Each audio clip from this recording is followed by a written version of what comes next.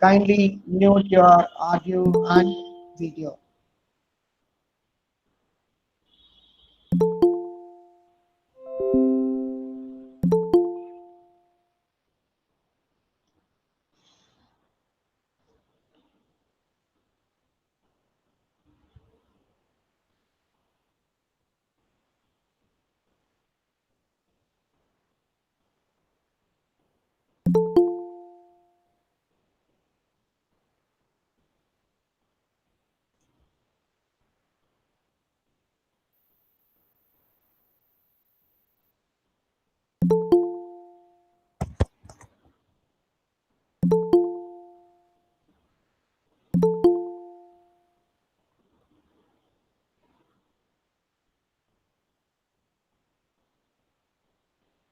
Dear participant, once you join, kindly check that you are muted your audio and video.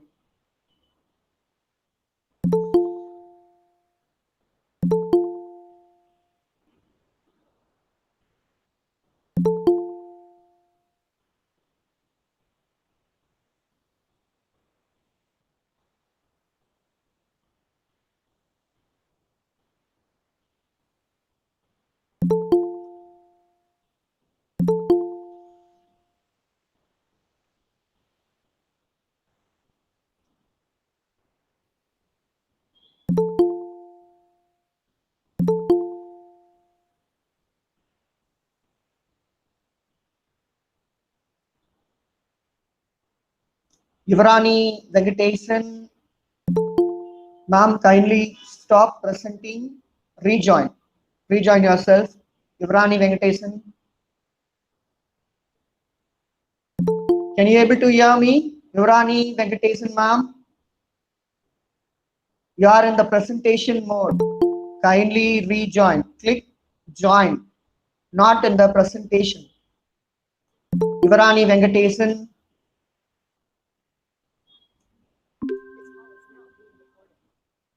Yuvrani Vegetation, stop presenting.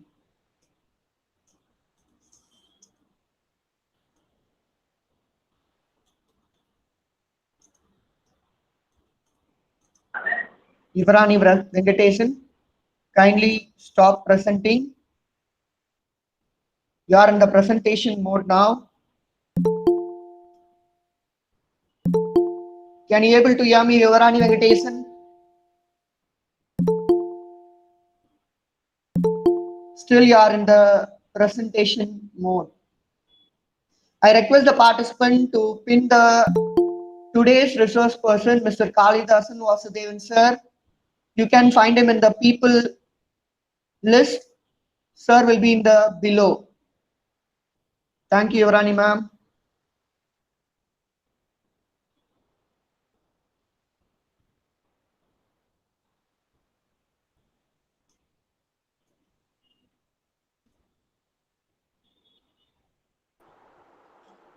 Sarvan sir, start பண்ணலாம்.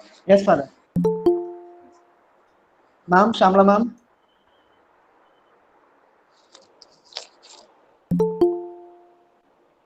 Kalidasan sir. Yeah, I'm online. Yes, sir. Yes, sir. Ma'am, Shamla ma'am.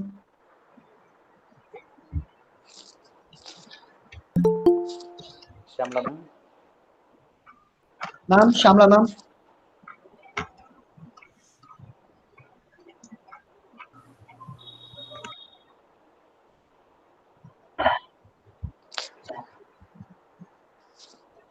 Shyamla ma'am. Ma'am இல்லையா? One minute, sir. Ma'am. Hello. Yes. Yes, ma'am. Yes, ma'am. Yes, ma'am. Yeah. Okay. Ma'am, shall we start the ma'am? Start the Yeah. program. Sure. Yes, yes, it's time to start our program. We, PG Department of Commerce, thankful to our founder, Reverend Father Dr. J. Arulraj, management, our administrator, Reverend Sister Dr. K. Santigumeri, Principal Dr. R. Ruben for motivating us, Principal Mrs. Shamla Alexander, Head of the Department, Reverend Father Dr. Adiklasamy, colleagues, participants, and my dear students. It's time to start the International Webinar Series 3 on the topic Trade Distinguished in Global Disaster. I would like to explain why we framed this topic for the entire webinar series. Any field of study needs commerce. It is the distinctness of the commerce department. With this honor, I invite our head of the department, Reverend Father Dr. Adiklasamy, to lead us in prayer. Thank you, sir. Let us bow our head and put ourselves in the holiness of God, the Father, the Son, and the Holy Spirit. Dear Almighty and ever-living God, we glorify and thank Thee, Your name. You have showered us with so much blessings, and Your presence continuously remind us of Your faithfulness and guidance. We humbly ask You to shower our speaker, Mr. Kalidasan Vasudevan, today of Your greatest inspiration, so that he may share the most of his knowledge, heart and soul to their respective topics. May we also absorb the invaluable knowledge, experiences, and put it into practices what we may learn today through our international webinar series. We pray that You bless all the committees in charge, especially PG Department of Commerce, staff and students, that they may be able to fulfill their task responsibly, that the objectives they have set may all be achieved. Your infinitive blessing would mean the success of this international webinar series. May we be a living witnesses of Your genuine love through the enactment of the knowledge acquired through this international webinar series. We ask this in the name of Jesus, our Lord and Savior. Amen. Yes, thank you, Father.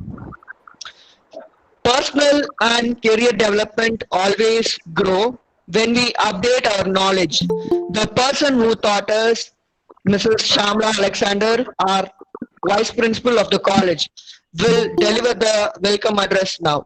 Ma'am, please, ma'am. Good morning to one and all. A small chief welcome makes a big face. Distinguished chief guests, secretaries, staff members, and participants, I'm sure that today is going to be a memorable day for each one of us. On behalf of St. Joseph's College, the PG Department of Commerce feels proud in welcoming Reverend Sister Dr. K. Sadhya, Principal Dr. R. Ruben, Vice Principal Ms. B. Vijayalakshmi, and the Head of the Department of Commerce to this session webinar topic Harnessing Gene Editing for COVID-19. It's my pleasure to welcome our eminent speaker of the day, Mr. Kalidasan Vasudevan, University State, Malaysia. I cannot think of another person more qualified than him to be our resource person today. I extend a warm welcome on behalf of PG Department of Commerce, sir. Let me raise up a hearty welcome to all the heads of various departments, staff members, and participants.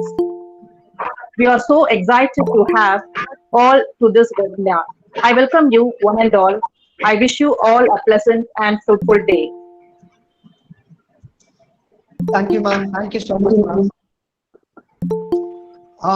I request the participant before getting into the session to mute your audio and video. I can see Miss or Mrs. Kazila Farah, ma'am. You are in the presentation mode. Kindly go and rejoin yourself. Kazila, ma'am. Kazila Sarah, ma'am, can you hear us? Kindly rejoin. I request the participant to mute your audio and video. Yes, it's time to hand over the session to our resource person, Mr. Kalidasan Vasudevan, sir. Sir, can I hear me? Can you hear me, sir? Yes, exactly. I can hear you. Yes, sir. Please, sir, take over the session. Okay, thank you so much. Thank you for the wonderful experience for this day, and thank you for everyone that is being in part of this webinar series. And I appreciate for wonderful opportunity given for me to share my knowledge and experiences on the topic that I will be presenting today. And to start with, I'll just give you a brief introduction about myself. I'm Karidasan Vasudevan, and I'm doing my PhD right now at the University of Science Malaysia. And I'm done with my MSc in medical microbiology and Malaysia itself. So currently, I'm focusing my studies on HIV and also something called um, gene editing technique. Today, my presentation will cover how we can use gene editing in regards of the COVID-19 pandemic disease. Since this topic, it's more of like more life sciences, and I will not go into too much of the complicated version of the series because I believe that there's a range of participants starting from arts and sciences. So I'll cover as brief and fundamental as I possible. Okay, so before that, I will start that.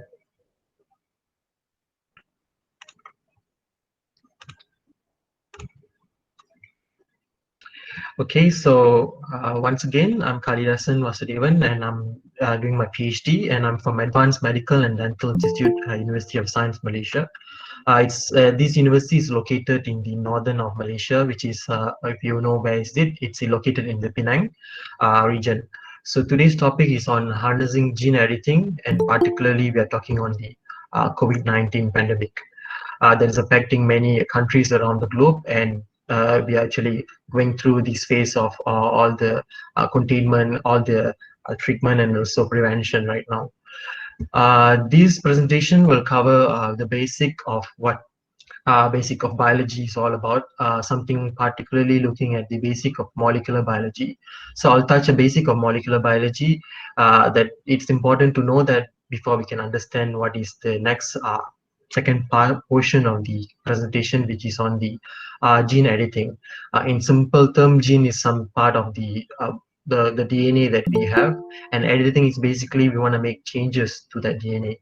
And on the third portion of the presentation is basically covering on the pandemic of COVID-19. Even though we know most of what is COVID-19, what the virus and symptoms, and what we can do about it, I'll recover again, just reminding all of us that this is what coronavirus disease and the all the disease process look like. And finally, the important is relating the fourth portion about gene editing, that we look at the second part with the third part, and how gene editing come in place in terms of diagnostic of laboratory diagnosis particularly, and how gene editing can be used in a vaccine development. So before that, let me start on the first part of what is the basic molecular biology is all about. Okay, the concept of molecular biology is important if we all learn about biology, and particularly looking at molecular refers to the very basic or fundamental of what we are, the humans, the organisms, or the living plants and animals all around us. So in a very simple term, molecular biology refers to the DNA, and DNA is the molecule of life, because without DNA we are not here right now. The animals around us are not here, and the plants as well. So as we, the human example, we are the organism. A simple term is a form of life. A human is a form of life. Plants and animals are also a form of life. They can do all the living processes, like we can breathe, we can eat, we can digest, we can actually respire, we can breathe, and we can reproduce for the next generation. So this is basically what organisms should do, because they are a living organism. Zooming into an organism, for example, human like us, we are actually made up of cells, and cells are said to be the basic unit of life, the fundamental unit. Without cells, we are not a living organism. So example you're seeing right now, it's a cell. And we can see in the middle part, which is called the nucleus, which have the genetic material. So genetic material, as simple as right now, we can see something called chromosomes. So if we zoom into the nucleus of a cell, we will know that we have the chromosome. And chromosome are basically, they are packed together. They are packed because all the DNAs are coiled. They are packed together to form a very tight complex, which is called the chromosomes. And this chromosome is located in the nucleus of a cell, and the cell is located in the organism. If we can open this chromosome, we can basically unveil the important molecule of life, which is the DNA. And DNA is basically appear to be in a coil structure, which is called the double helix. And DNA is the genetic information that all of us, the organism, be it animal, plant, or human, must have, because that carry the genetic information that can be passed from one organism to another organism to the next generation. And this determines how we are, how the characteristic of our physical characteristic that we have.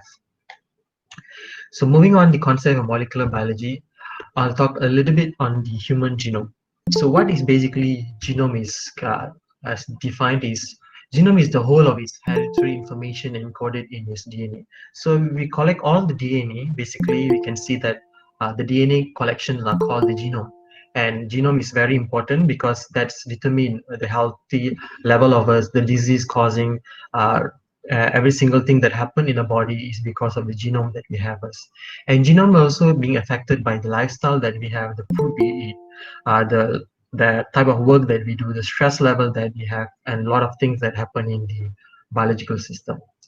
If we're given a chance, like we can cut our DNA into small fragments, and we can actually label them according to some color coding procedures, and through some instrumentation we can actually analyze all these fragments, all these genes, and particularly we can learn a lot of things through this human genome.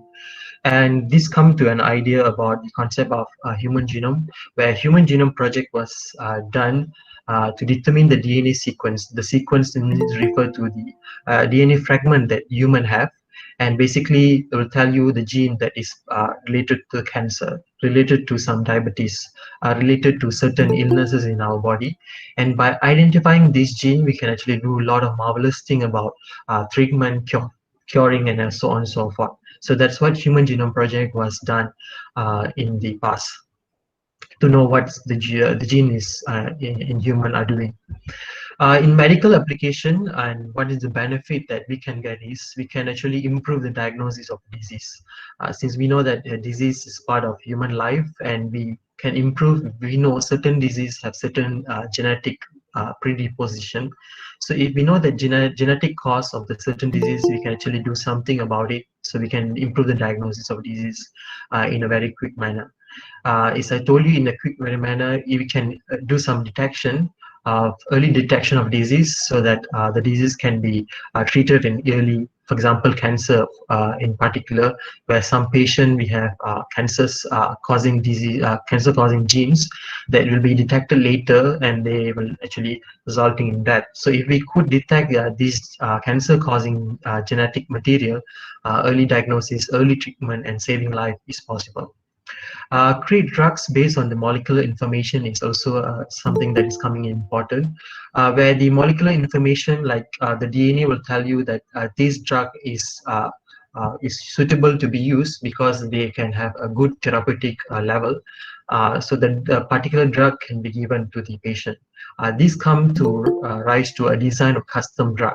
So based on every genetic individual, we all know that each of us are having different genetic information. Like person like me and another person is quite different in certain genetic information. So certain treatment that given to me, it's not considered good for another person. So we don't want to give a very standardized treatment to everyone. For example, for a certain cancer treatment. So we come up with a certain customized, which they personalized for each person based on the genetic information. Genetic information will be revealed, and we study the genetic information, and based on that genetic information, this person will be given a custom drug, and that drug will basically gonna play an important role for the treatment.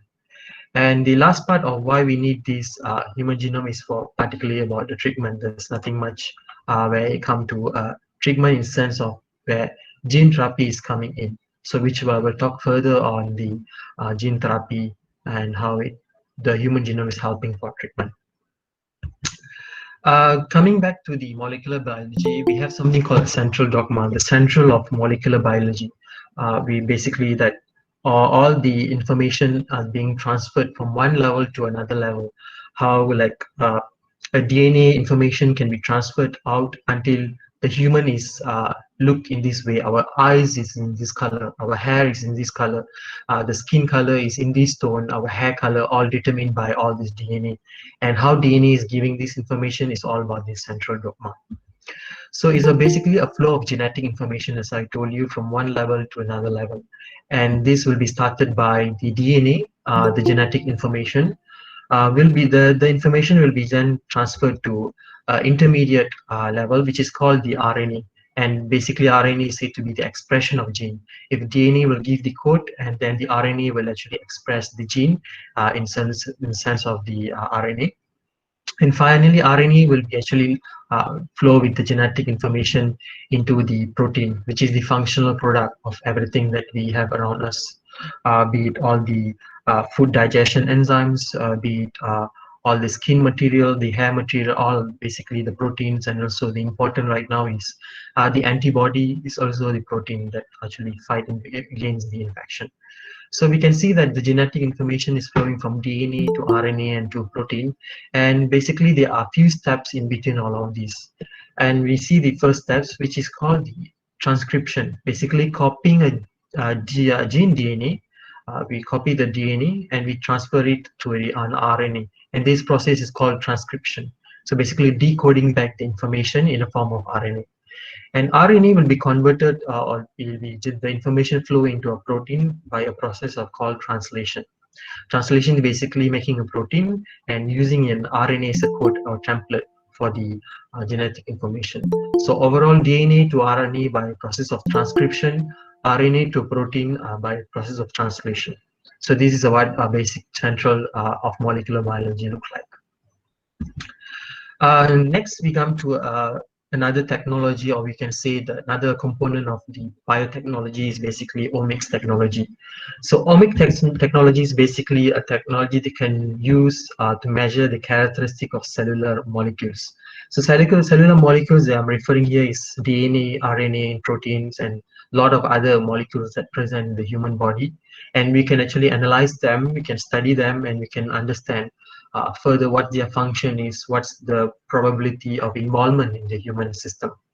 So coming back the omics technology, we can start always with the DNA, which is genetic information. The omics technology of DNA is called the genomics. And the next level, which is RNA, the expression of gene, the omics technology is called as transcriptomics. And the third level that we know is protein, which is the functional product, and the omics technology is called proteomics. And the last is called the metabolites. So metabolites is basically the end product of metabolism. Example is we are having our food daily in sense of carbohydrate, protein, fish, rice, noodles, and bread that we eat every day. Basically will be digested into small product. And that small product will basically called the metabolites. And the study of metabolites in sense of omics technology is called metabolomics. So these are the technology and the each level how the measurement can be done in certain of RNA, DNA, protein, and metabolites. Coming back to why we need to study all this omics technology, why is it important to study DNA, RNA, protein, and metabolites? What it's going to tell us in basic level. So to study all of these and correlating all of these technologies, we say that it's multi-omics integration, where all the omics are integrated together to give you some idea or give you some interpretation of all about human and human processes and also the human disease. So multidimensional understanding of health and disease biology is taking place through the multi-omics integration.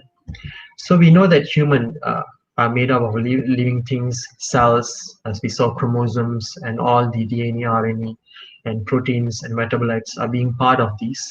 Multi-omics technology that we know through genomics, transcriptomics, proteomics, and metabolomics are basically going to give a lot of idea. So the genotypes, the term here they're referring to is the genetic makeup of a cell. So genotypes refer to the genetic information that the human have, and through the level of this multiomics technology, it will be visible, it will be interpreted into the phenotype or the physical characteristics. So as I told you, how the DNA in the body will tell you the color of our eyes, the hair, the personal trait of us, the skin color, the a lot of physical characteristic that we are seeing right now because of the genetic makeup. If we know the genetic, we can determine our physical characteristics. So using this genetic information, we can also learn about the disease. We can learn about the health biology in the body. So in a way, learning all of this, integrating the multi-omics will give you an important achievement, which is the therapeutic and clinical outcome. So in sense of clinical disease and the treatment required can be actually personalized and can be categorized into a more advanced level if we use all the information through the multi-omics. So in a way, in a very simple term, we can learn about the health, we can learn about the disease when we know the multi-omics information. So the key summary, I know that it's quite detailed and it's quite, even though it's fundamental, it might be confusing because a lot of terminologies are involved. So I just recap the first part of the summary by providing a very simplified version of the presentation of the first part.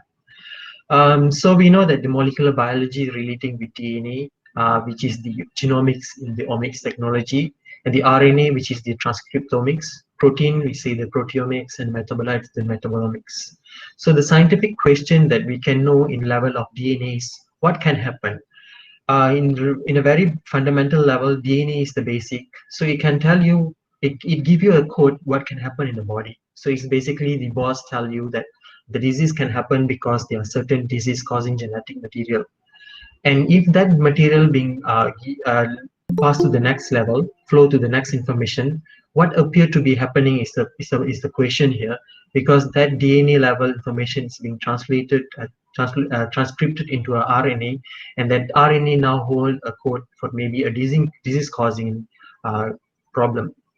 And if that RNA carrying the disease causing question is that the protein will make sure that it will be shown up. So the disease problem is coming into the real situation. You can see the person have symptoms because of the protein expressed in the system. So what make it happen is the protein level we can see.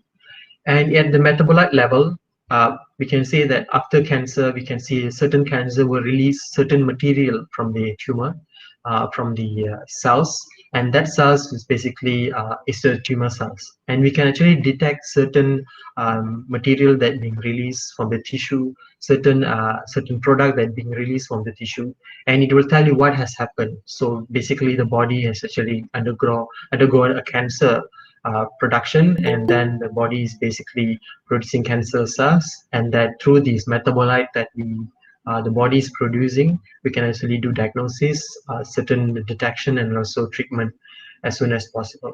So we can say in overall, I'm giving an example of a cancer, that how genetic changes in a DNA will be flow into an RNA flow into a protein, and a protein to a metabolites, and overall tell you what have happened in the body, what can we do next about the disease process.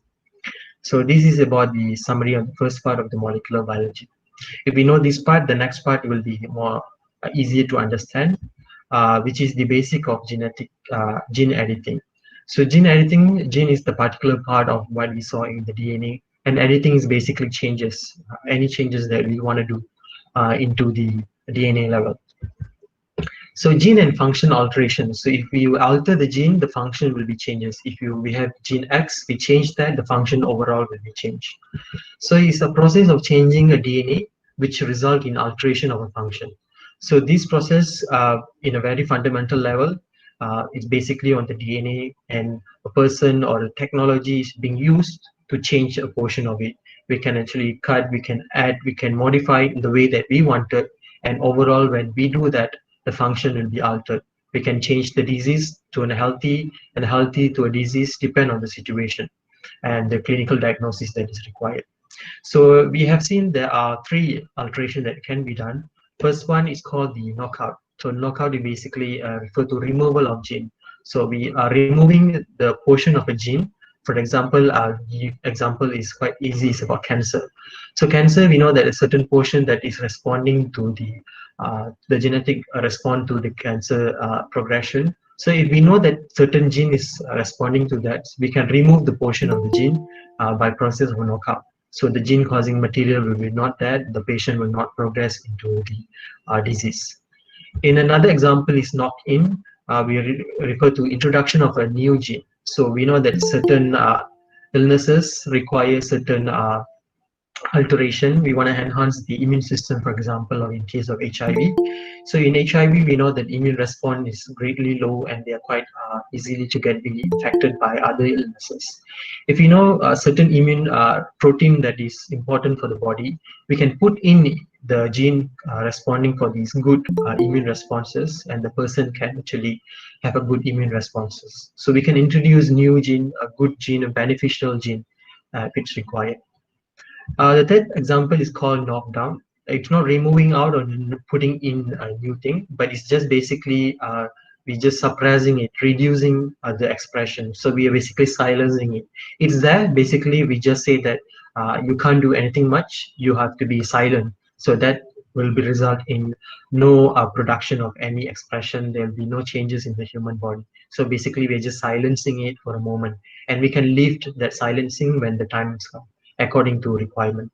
So here we have knockout, removal, knock-in, introduce new uh, gene, and knockout, which is silencing or reducing. Coming back to the gene editing platform that we are looking at here, we have quite a number of platform or techniques which I refer here. The famous gene editing platform I'm referring right now is something called the clustered regularly interspace short palindromic repeats. Okay, the name is quite mouthful, and I know that.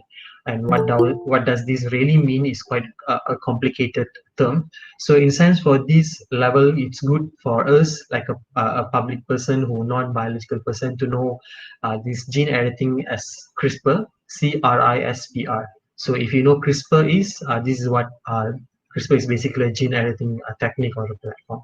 So you can see in a diagram, basically there are something like scissors being shown here, and basically doing some cutting. So in a further explanation, I will tell you what this scissors is doing and what changes are we looking at. Something about the history of gene editing, which is this CRISPR is all about. It was first reported in 1987. The scientists found that CRISPR is actually being present in the biological system, and which biological system I will explain in detail later.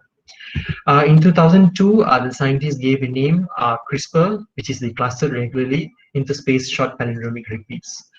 As we know that every single thing needs a name, so they named CRISPR for this technology. And in 2013, scientists started to use CRISPR to edit human genome, particularly in animals and plants at this level in 2013. Because of CRISPR is basically changing human genome, there's a lot of ethicals and also the societal application and permission that is required to do experimentation of human. So 2013 is the embarkment of CRISPR technology. So CRISPR gene editing, I'll give you an explanation based on an analogy, so that we know that CRISPR is basically can be understood in a very simplified version of, rather than a scientific explanation. So I'll give you an explanation. It's basically CRISPR technology is basically how we use your word processor, your Microsoft Word. It's just placing a cursor between two letters and hitting delete or clicking paste. So we want to basically edit the word, a sentence in your word processor, or we want to include a new term in by pasting method. So it's basically changing in that way. So I'll give you the example by using rhymes. So all of us know these rhymes when we are when we are small. We learn about this twinkle twinkle little star. But in here, there's a problem with the lyrics given here, which is it's shown that twinkle twinkle big star, and we know that it's supposed to be little star, not big star. So when coming to this example, we wanted to change these lyrics because we know that twinkle twinkle little star is the correct one and not the big star. So why don't we do some changes? So first method is we can remove the big with the word big. So when we remove the word big, it becomes twinkle, twinkle star. And this is not okay still, because it's supposed to be twinkle, twinkle, little star. Next is, why don't we add little into the original version of twinkle, twinkle, big star? When we add little into the sentence, it's become twinkle, twinkle, big little star. And this is still not okay, because it's not the original lyrics of the song. And when we come to the CRISPR technology, by using CRISPR gene editing, we know that the original was the error was twinkle twinkle big star, and we're gonna cut the word big by using CRISPR. So when we cut the word big, it becomes twinkle twinkle star. And the next thing is we just need to add the word little. So when we add the word little, it becomes twinkle twinkle little star. Then that's fine. That's okay, because the original lyrics is correct. So we can see that CRISPR gene editing works in this way, where you need to cut the error portion of certain sequence or certain letters in this way, and can do some repair. Or in the case we want to add something which is the correct version of certain things, and we can add the correct version, the correct sequence into the genome or the DNA. So CRISPR is basically working as a scissors, cutting it and then put the correct version by repairing it. So this is what CRISPR can do. So as I told you, CRISPR is basically being in the human, not in the human, but in the living system. And particularly CRISPR was located in the bacterial immune system. Like human, we have immune system. Bacteria around us also have their own immune system. And particularly, we are looking at the bacteria, which is always can be infected by viruses. So system that the bacteria use to defend against the viral attacks. So like human, like us, we can be attacked by bacteria and virus. Bacteria also have problem because virus can attack these bacteria. So these diagrams show you can see a virus, which is the green color, and appear look like a spider, which is called the bacteriophage. Can infect a bacterial cells, the blue color. So in this process, I'll guide you according to the numbering. In the first level, you can see that the virus try to invade the bacterial cells. So it infect the bacterial cells. And the second level, you can see the genetic material is being released into the cells. When the genetic material then it released and then later being integrated into the bacterial genetic material. So the bacteria have their own material, the virus have their own genetic material. These two materials start to fuse together, particularly at the CRISPR location. So in the bacteria, they have something called CRISPR location. At the CRISPR location, the system will later do some modification to come up with a formation of CRISPR RNA. So RNA we know, and CRISPR is the location where the particular system is being located, and they're going to produce this CRISPR RNA. And together with another scissors that you can see in the diagram, basically the RNA, the CRISPR RNA, and together with the Cas9 enzyme, which is a scissors-like, gonna fuse together. They can come to a certain complex, and they can now form a CRISPR-Cas9 complex. And this complex will be present in the system of the bacterial cell. And again, if the virus is infecting the bacterial cells once again, in subsequent infection, the complex will later cut the genetic material by virus. So this process is basically how the bacterial immune system are actually looking at the CRISPR component for it to get evade from the infection again and again. So when the scientists found this system is quite amazing, and they thought, why don't we actually adopt these into a research, into a laboratory base, where we can use this modification or editing of these material to a lot of biological processes. So that's how they come with this CRISPR technology, where the bacteria teach us this technology to human. So coming back to the important part of this CRISPR technology is basically the component, what the CRISPR is basically made up of. So these technologies say to be faster, say to be cheaper and more accurate techniques of editing DNA, even though we have the previous old generation editing technique, but the current one is CRISPR because it's cheaper and faster. So in this case, the component are two. The first one is something called the guide RNA. And a very simple layman term is something called a flag. So flag is basically you can some identification or some recognition. If you see a flag somewhere, then you know that's giving you some recognition. An easy example, if you go for tourists and the flag being carried by the tour guide, you know that this is the mark.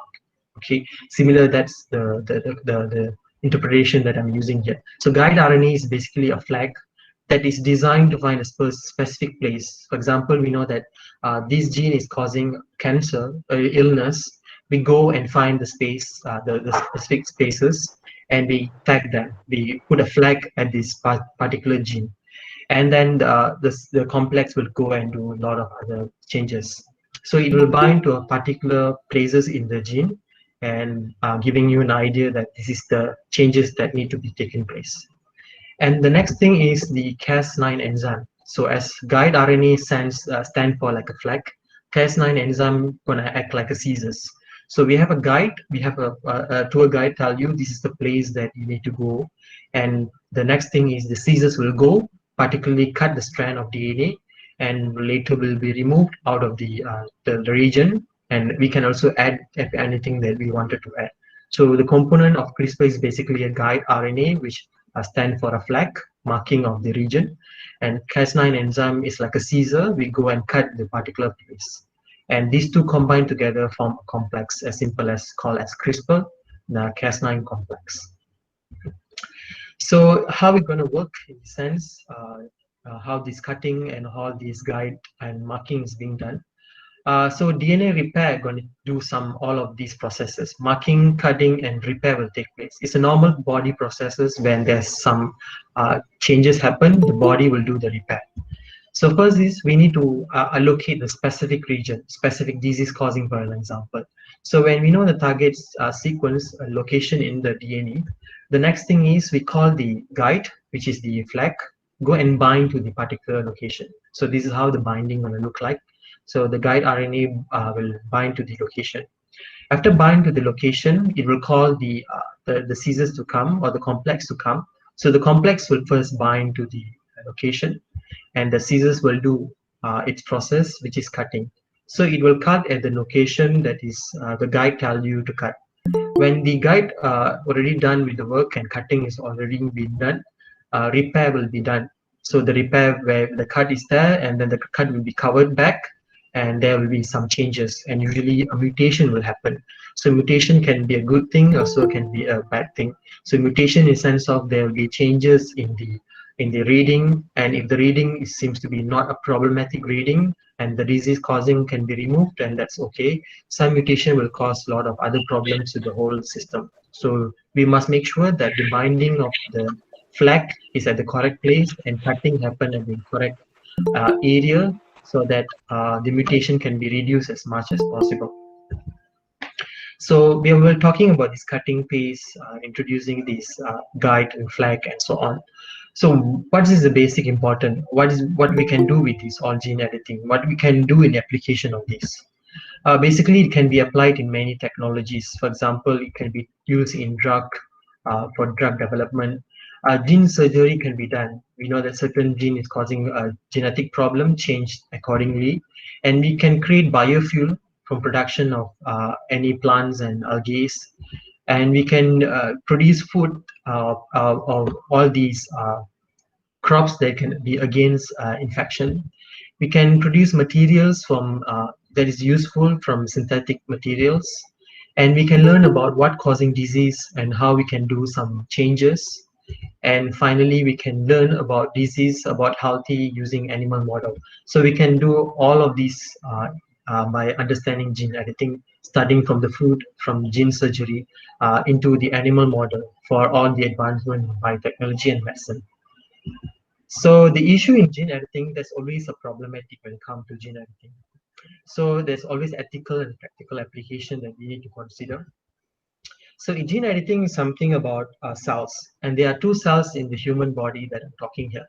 Somatic cells refer to any other cells, your muscle cells, your skin cells, your blood cells. So this doesn't include your reproductive cells. Germ cells refer to all the sperm cells and the egg cells, all the reproductive cells. So if you want to do changes on the somatic cells, it's just changing a cut and put in, and at this level only the editing will happen at the cell that we are making changes. So in this case, the gene will be not, the editing will be not passed to the next generation. So if the next generation is not affected, so in terms of regulation and testing, there will be no much problem. So there will be no much problem on the ethical, on the practical application, because it's just changing the cell of the individual, which is adult cells. So the next generation is not affected. But the germline, we are doing changes at the ovum and the sperm cells of the reproduction cells. So you can see all the cells being changes, being cut, and the copy will be actually passed to every cells in the body. Since this will be passed to the future generation, all the offspring, the daughter and sons of the next generation, there's a problem with the legal and societal issue. People said, how can the next generation being changed just because your parents are being altered? So the next generation should not be altered. There's also religious challenges, there's societal challenges, there's also ethics challenges coming in. So which cells can be edited at the moment. Somatic cells can be edited at the laboratory level. Germline is being a problematic, so researchers are not allowed to do on germline changing the ovum and the sperm cells. So the key summary of the second part is basically learning about how the guide RNA, the flag, the Cas9, which is the enzyme, which is the disease is going to cut, and they can change the gene, or we can include the new gene portion into the DNA. So this is what gene editing is basically changing according to the requirement of what we want to do. So the next part is basically telling about the COVID-19 pandemic. So I will just go through these quite quickly, telling what COVID-19 and biology behind it. So COVID-19 outbreak happened and first was identified in Wuhan city in November 2019 in China. Because of these, a lot of later countries are being affected. And in 11 March 2020, WHO announced that COVID-19 has become the pandemic of the whole country. And as of 2020, 31st May, we can see that about 6 million of cases have been confirmed, and we have about 3,000 cases, and we have about 2 million people have recovered. And coming through the country that being affected, we have about 16 countries exceeding the China cases, because China was the initial places where it started. So we have 16 countries, they are battling through. Even though the countries were exceeding the China, a lot of things have been done to make sure this epidemic is not going into a more worst case scenario. The causative agent that we are looking here is the coronavirus, as we all know. And coronavirus is actually appearing to be like a crown-like. So it's basically like wearing a crown that you can see in the diagram under the microscope. So if we look at the virus itself, the virus is complicated. Like human, we have a lot of portion in our body. The virus also have certain portion in their bodies on their structures. So we have like spikes on their body, which is important for them to fuse with the human cells. So like how a key and a lock, we have a key and we have a lock. Similar, like the virus is having the key, the lock is on the human cells. So to open up the cells and they can get into the human. We also have component that help it to attach to the human cells. We have the envelope protein for it to maintain the shape, maintain the structure of the virus. And we know that the virus have the genetic material, and the genetic material is an RNA. Like human, we are DNA, the virus have an RNA material. So this is the basic how the virus and how the structure of it look like. So we are looking how the life cycle. So once the virus infecting the human cells, what it's going to do into the human body. So virus enter through the nose, mouth, and the eyes. So there are the portal of entry into the human body. So the human body have certain complexes inside the human process can take place. So when the virus try to sit, it will sit onto the they have the key, which is a spike, and the lock that human have is something called the ACE2 lock.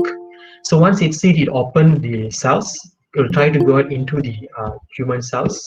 So first it enter to the vulnerable cells at the airways and the lung, and try to go into releasing the genetic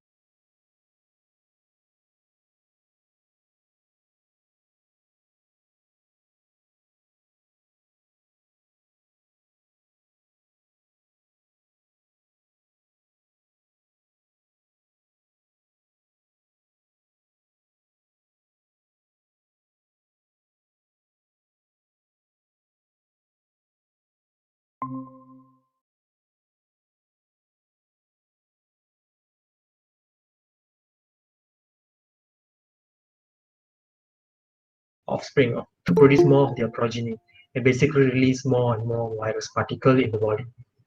So this is what happened once a person is infected. So looking at the mode of transmission, so how the virus is being transferred from one person to one person. So initially, the symptoms is said to be 5 to 6 days, but it can go to 14 days of incubation period to say that the person is infected. So we all know that COVID-19 started with the bat origin. It's a bat origin, so it most probably present in the bats. And there can be a cross transmission take place from species to another species. Particularly, it can go into a lot of other animal hosts. And particularly looking at the Wuhan case, it's present in the wet market, where they were selling some exotic animals, some other animals as part of their culture of eating certain animals. Because of this cross from the bat to the other animals, then later it was said to be a zoonotic disease, because zoonotic refer to the disease that is originating from the animal to the human. And from the human, it can spread through the respiratory droplets from coughing and sneezing of a person to another person, and it can go to a range of 1 to 2 meters. And the droplets is in the air. And particularly, you can see that where there's a lot of people gathering together through the mass gathering in places, in a public, in a certain location, the infection is quite easily to be obtained. And also there was a lot of transmission happened to the mobility when a country affected, for example, from China, it was affected the rest of the country because there was people coming in and out of the country from the affected country, from the transportation like airplanes and some other vehicle methods. So we can see how the bat into the humans and the humans to the animals and the humans, and from humans between the individual from the respiratory droplets, the transmission can take place. So looking at the COVID-19 progression, so how the disease progress is basically, it starts with some symptoms of cough, fever, and fatigue and shortness of breath can be seen in the patient infected. This is another diagram showing how the virus get into the human cells, and they are producing more of the virus particle. So the problem is here there's a continuous production of virus. So they keep on producing, they use the human as a machine to produce a never-ending machine of these virus particle. Too much of production of virus, there's going to be a lot of problem with the immune system. So immune system, as you can see, some white blood cells and some protein, the immune protein are being actually secreted from the body. So in this sense, there something called hyperinflammation can be take place. So there's continuous inflammation taking in the body, that the immune system actually react towards that, and that's quite normal because body have to react towards inflammation, and that inflammation, too much of something is not good. So too much of inflammation causes a lot of problem in the body. And there is something called cytokine storm. So cytokine storm is basically all the immune proteins are being formed in the body, and they can cause more inflammation in the body. A good process in the human system, but too much of something is causing problem to the human organs itself. And particularly looking at here is, it's going to trigger a violent attack to the immune system, by the immune system to the body. So the immune system is basically attacking the human cells, which is the lung cells, because of continuous production of virus, hyperinflammation, and also all the cytokine storm that's taking place in the body. And because of this attack, we can say that the body is actually having some kind of stress, and particularly having stress at the lung, which can say acute respiratory syndrome are being shown by the patient. And if it's not being done quickly to avoid all these processes, and that can take place. So what the testing method that currently being used by the WHO and all the public authorities is two methods. You can do a viral testing or testing. So first one is we can do virus RT-PCR method, where you take the sample from the patient swab of the nasopharyngeal swab, which is located behind your nose, and we can separate the viral from the samples, and we do reverse transcription. We know that the virus is RNA, we need the material of DNA, and we put into a machine, which is the PCR machine, and there will be copies will be detected how much virus present in the sample by a dye. So when there's fluorescent, the virus is detected, is to be said. Another method is the antibody test, which detect the immune response. If you have infection of COVID-19, and the body will produce antibody, and the antibody will be detected. So in this case, a patient blood will be taken, and if the patient have infection, the antibody present, and then we detect the patient, and we can say the patient is being infected previously. So one detect the virus, one detect the antibody if it's present. So even though we know that there's no treatment at the moment, there's no vaccine at the moment, the current stage is managing the symptom is the only way. So at the level of current outcome is we have certain experimental treatment that being given according to the progression of the disease. So this is how the virus infecting the cells and certain things can happen, and we try to block each of the level if it's possible.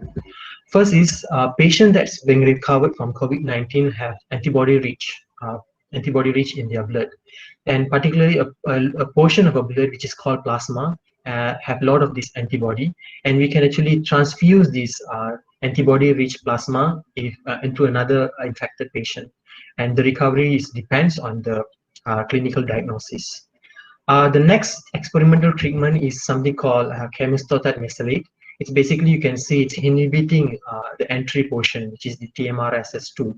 So if the virus want to enter into the human cell, there's another component helping it to enter. So why don't we block these proteins so that the virus can go in by using this treatment? Another treatment that we all know is hydrochlorine and hydroxychloroquine. It's actually a malaria-based treatment, and that treatment can be used to inhibit the virus from entering through forming a vesicle. So when the virus tries to enter into the cells, it's formed like a vesicle. It encloses itself when try to enter. So chloroquine and hydroxychloroquine can be used to inhibit that. So that's one of the experimental treatment we use. Next is we know that the virus need to assemble itself to produce new virus daughters. So why don't we inhibit this process by using a treatment called lopinavir and ritonavir? These treatment are actually an HIV-based treatment, so they can be used also for an experimental treatment to inhibit the assembly formation of new virus particle. And the last one is the remdesivir. As we all heard about this treatment also, it actually can shut down the viral replication, the machine and the company that located in the human body. So by by inhibiting a particular enzyme, which is called the RNA polymerase. So RNA polymerase is like a company that help to produce this virus. So if we shut down that particular enzymes, the virus will not able to be produced. So all of these experimental treatment are being currently used according to the diagnosis of treatment by looking at the side effects need to be considered at the what stage I need to be given. So careful consideration had to be done by the physician and the clinician according to the stages. So these are the experimental treatment that being done. And the prevention, as all we know, that we need to follow the advice. Like right now we have lockdown and we are staying home to stay safe. The other guideline be given is basically wash. So we know that we wash our hands, soap and water for 20 seconds. We cover when we cough, we sneeze, use mask if it's required, we are sick. We don't touch our physical, like our mouth, our ears and nose. And we try to distance by practice social distancing so that we can avoid the spread of infection. And finally, if you are sick, if you are being notified, please stay at home and take according precaution, get tested, quarantine yourself, and do the rest of prevention to stay healthy. So the key summary is basically looking at the how the infection take place.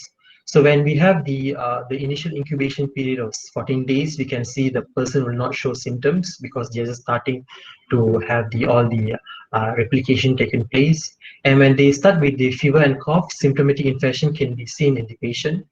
And because of the hyperinflammation, all the immune response is taking place, we can see the patient also having a stress in their respiratory and resulting in a lot of immune cells, immune response taking place. And do some all the prevention and treatment and managing the symptoms, the patient can go to resolution. Recovery can take place if it's done immediately, if it's isolated, and also treatment done immediately. If the patient is come in the later stage, death is possible. So it's important to make sure that the disease severity is identified accordingly.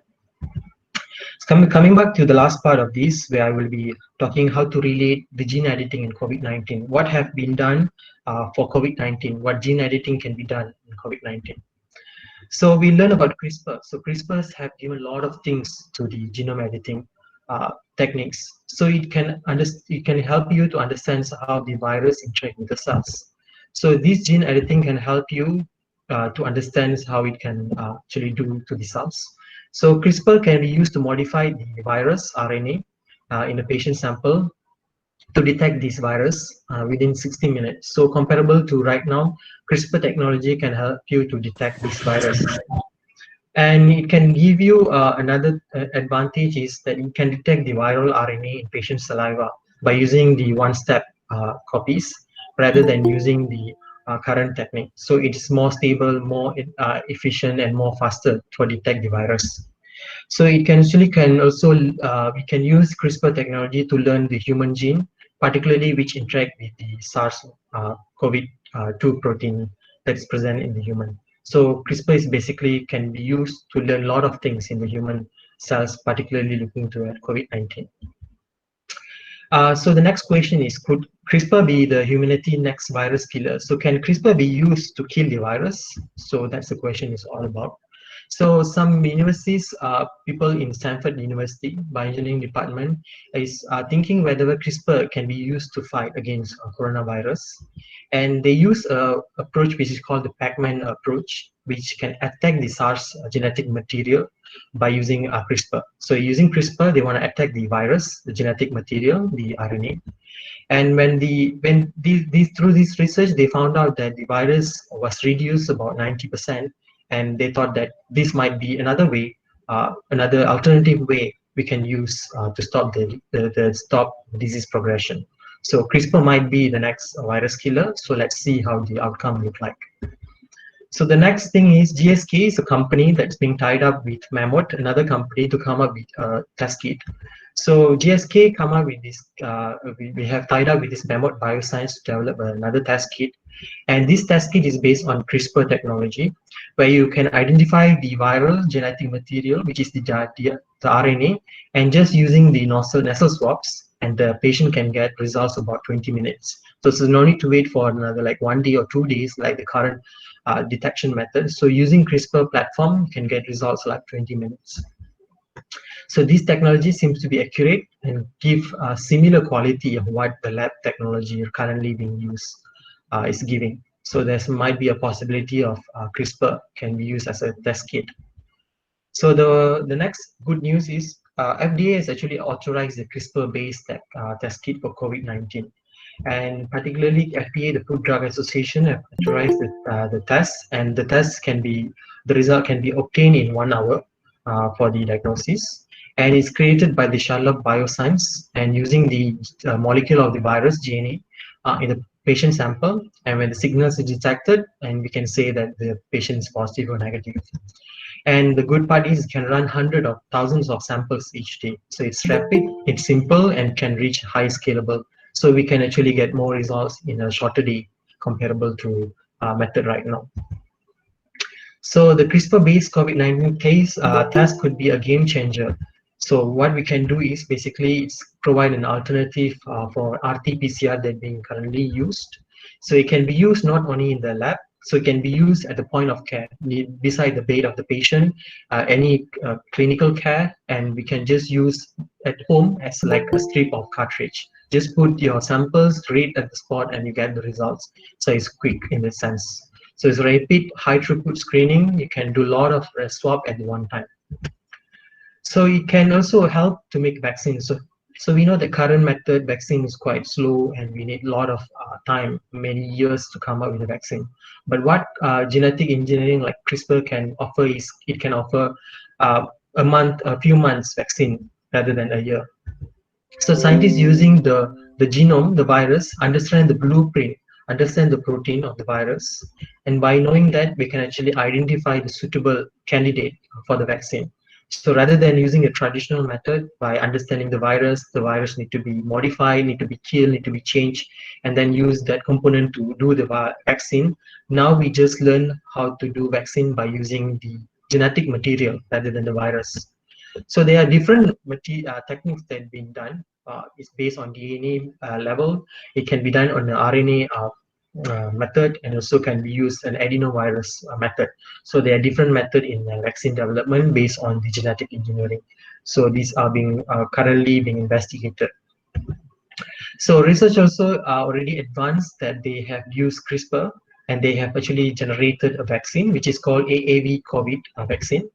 So these vaccines are being done in the General Hospital of Massachusetts, and this is a gene-based vaccine to deliver the SARS-CoV-2 adeno-associated virus vector. So the virus vaccine is in a vector of AAV.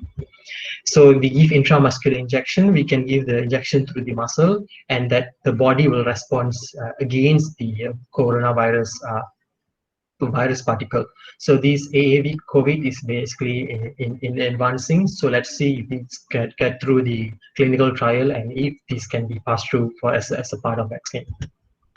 So gene therapy select the antiviral from most promising defeating. So we can use this gene therapy and all the antiviral to actually come up with the fighting of COVID-19.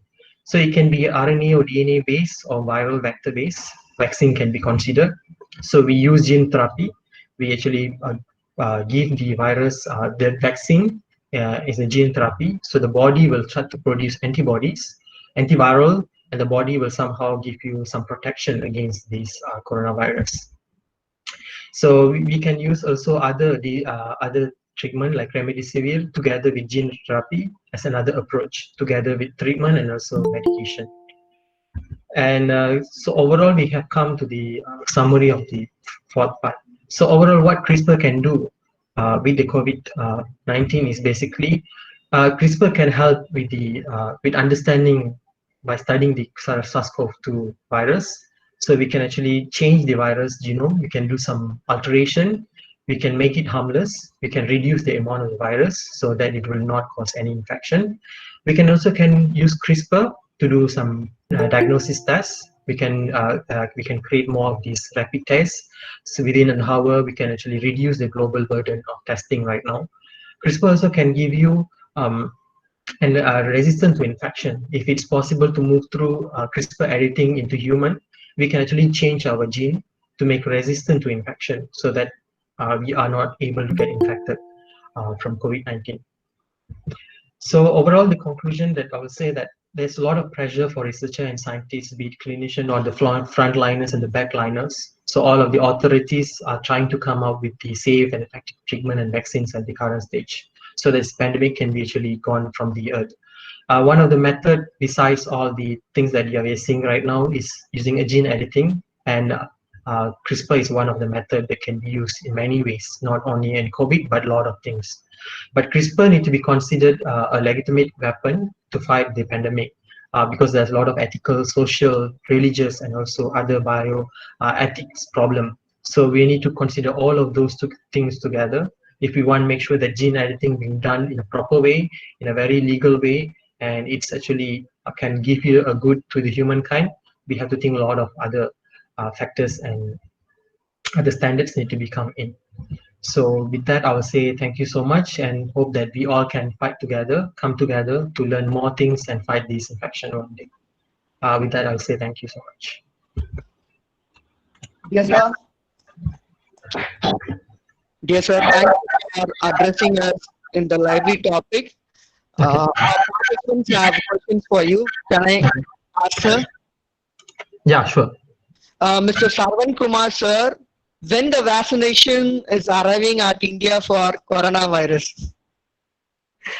When the vaccination is arriving at India for coronavirus? Sir, can you hear me? Hello? Yes, sir. Can you hear me? Yeah, I can hear you. Yes, sir. So gene editing, the vaccine is being there. It's just still in the trial phases because vaccine development is not as simple as we may thought like you need to go through a lot of trial and processes, starting from the animal to the human, and to need to be approved by the FDA and so on to come up with. So coming to each country will take some time, but CRISPR is an alternative that I tell you that can speed up. So let's hope for a future that it will come maybe end of the year or next month, next year. So I'll Thank say you. that. Ms. Parnya ma'am posted, normal days we may imbalance of protein. Because of COVID-19, we have many health issues. How we can manage it? So how, uh, come again, what's the problem, the protein? We may imbalance of protein because of COVID-19. We have many health issues. How we can manage it? Okay, so during infections, like you can see that where the virus is trying to use the host cells, and when trying to use the host cells, we can say not only the protein, the overall human metabolism is being affected, because we have the invader, a virus trying to come into the body to do a lot of things, and through that we actually have a lot of metabolism problem. So one of it can be a protein problem. So we can just continue with protein intake as a normal way, include more of the first class protein like animal protein, and we can actually try to come up with other alternatives so that the body can actually use the energy to fight the infection. Thank you, sir. Okay. Another one more ID, golden knowledge. Sir, our immunity power differs from rural people to urban and mega cities. How you suggest to maintain good immunity power? Okay. Okay, so immunity power, because our body is created in a very good way, that God actually gifted us with a good immunity. That every time when there's a infection being detected in the body, a fever is a first sign that we all see when there's an infection. Many of us think that fever, okay, I need to actually reduce the temperature because it's not good. Actually, fever is a good sign. I would say that because the body is actually responding towards infection. So in this sense, that immune response is actually working by reducing the temperature, by increasing the temperature, so that the virus or the bacteria, in example, can't live in a very high temperature. So looking at that, the immune system will automatically work in that sense. And another way of how we can increase the immunity power is, we know that we have our immunization plan according to the public authority, that we need to take certain vaccine and immunization, like example BCG, polio vaccine, and so on. So vaccination program need to be followed so accordingly, so that we know that we are being protected accordingly. So immunization is one of the way, and we do have all the passive and active immunization. For example, like children, the babies when they born, breastfeeding is one of the important criteria, so that the antibodies level can be initiated in their body. So by using all of these method, the human body somehow immune system will be strengthened. The only problem is if you have any immunocompromised situation like HIV and AIDS, that's a problem, because the virus is keep on living in the body and attacking uncontrollably, and you can't actually do much but taking an antiretroviral therapy to maintain your body. So immune system can be enhanced in that way. So that's about it. Thank you, sir, for answering all our questions. Okay. I would like to invite Mr. Rishi sir, Assistant Professor, Peace Department of Pharmacy, to thank our eminent resource person. Rishi sir? Sir, can you hear me? Yes, sir. Yeah. Good morning, everyone. It was a wonderful section. First, I would like to thank our resource person, Mr. Kalidasan Vasudevan, for sharing such a great things to us, sir. We have discussed with a deeper discussion with harnessing gene editing for COVID-19. The session was very useful and informative to all. Thank you, sir. Okay, thank you so much. Next, I would like to thank our participants to give their valuable time and attention to this session. Thank you, all participants. Next, I would like to thank our founder, Reverend Father, Dr. J. Arulaj, our department, our administrator, Reverend Sister, Dr. K. Santiago Mary, our principal, Dr. R. Ruben, our vice principals, Mrs. Shamla Alexander and Mrs. Vijayalakshmi, our head of the department, Reverend Father, Dr. Radhikalasamy, and the staff members of the PG Department of Commerce to making this session more knowledgeable to everyone. Thank you all. And also, I thank our system admin, Mr. Jayachandran sir, for providing technical support for all the sessions. Thank you, sir. Once again, I thank to all participants. Your attendance and feedbacks are highly appreciated. Thank you. Thank you all. Thank you, Rishi sir.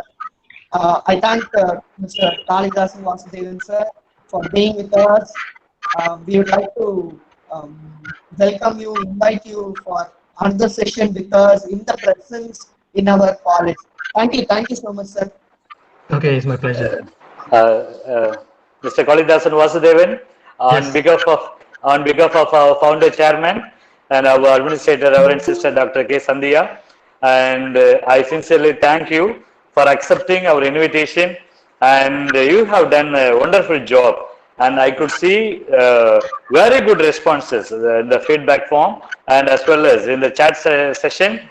I could see many people, they loved your presentation, and I'm sure that they got a lot of inspiration from you. Really, it's a great scientific study, and it's a great boon for our academicians and as well as our students. Thank you so much for your loving acceptance and sparing your time with this. And I will also pray for you. I wish you to get many more success. When I see your profile, I really surprised. At this young age, you have received a lot of achievements, a lot of awards, and day and night you are working for the welfare of the society. Really, I wish that God will give you the long life and prosperity in your life. Thank you so much, and God bless you. Okay, thank you, Father. Thank you so much for the invitation, and I wish the best for all of the PG Department of Commerce, and I hope to see you all soon. Thank you, sir. Thank you. Yes. Solomon sir, you can give the instruction for the next session and the details. Sure, Father. Dear participants, I have posted the feedback form in the chat box. You can find it and fill the feedback forms to get your certificates. And regarding the next session, I also posted the Google Meet ID in your email and also in the chat box. The topic for the next session, marketing and selling during COVID-19. The session timing will be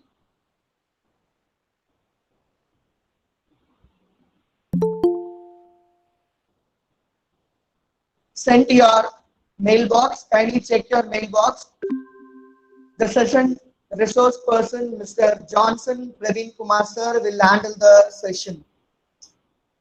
Again, I'm repeating regarding session 7, our last session, marketing and selling during COVID-19 is the topic.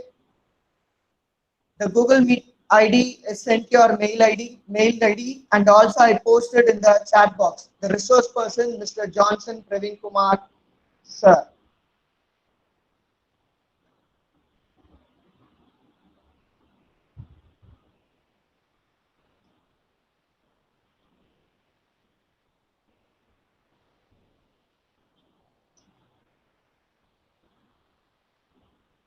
Anita Kandasamy ma'am, we will provide you individual certificates for your participation, not the overall certification.